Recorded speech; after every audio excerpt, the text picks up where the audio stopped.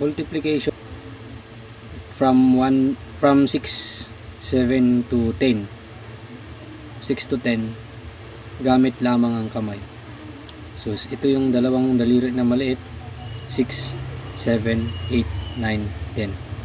So subukan natin. 6 times 6, tututok natin dito. So ang bilang dyan, kung saan nakatutok, bilang nun 10, 10. So 10, 20.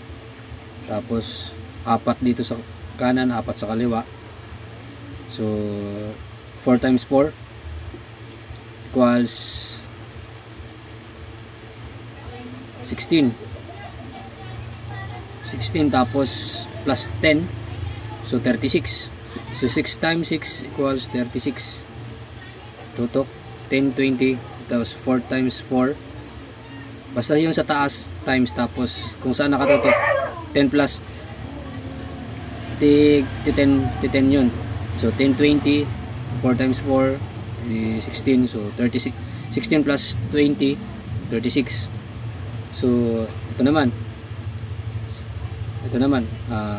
6 times 7, ito yung 6, tututok natin sa 7. So 10, 20, 30. 3 times 4, 3 times 4, edi 12. 12 plus 30, edi 42. Ayun.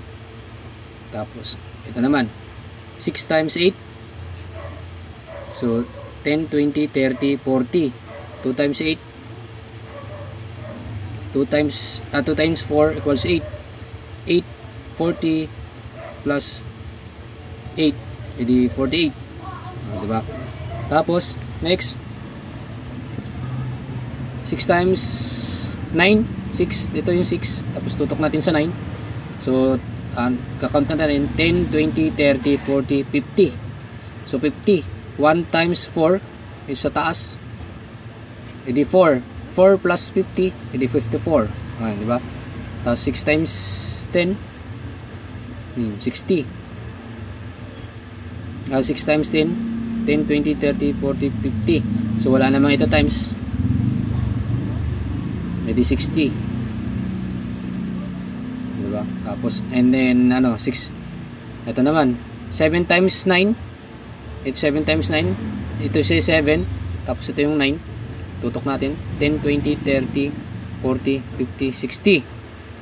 60 na to. Tapos 1 times 3, 3, and 3 plus 60 equals 63.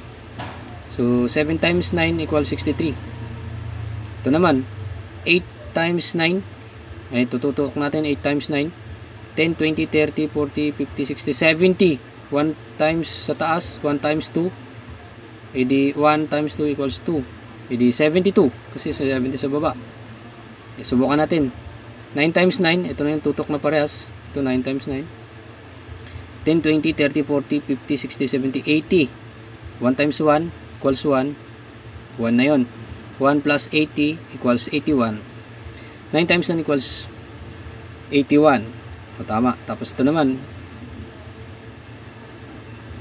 8 times 7, kahit saan dyan, kahit ito yung tututok mo, ganyan, 8 times 7, ayan na, kasi ito yung 8, 6, ito na yun, 6, 7, 8, 9, 10, 6, 7, 8, 9, 10, so 8, ano natin, subukan natin, 8 times 7, ayan na, ayan, 10, 20, 30, 40, 50, 2 times 3, 6, 2 times 3 equals 6. O 6 sa taas plus 50.